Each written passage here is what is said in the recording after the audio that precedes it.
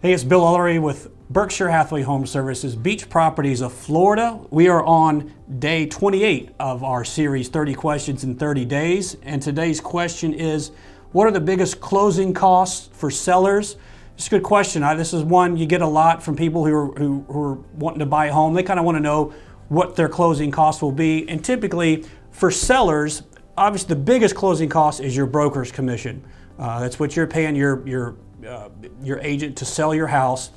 The other big expense for a seller typically are doc stamps on the deed. Now that's a fancy way of saying it's a state tax that's imposed on the documents when ownership and real property is transferred from one person to another.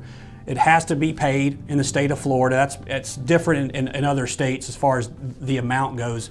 But in Florida, whenever there's property transferred from one person to another, you're going to pay a tax on those documents. So those two are the biggest ones. Of course, you're going to have some other things like your prorations for taxes, HOA dues, those kinds of things. But those will vary depending on the home and the neighborhood. But those two are the biggest ones that you'll pay. We'll see you tomorrow on 30 Questions in 30 Days.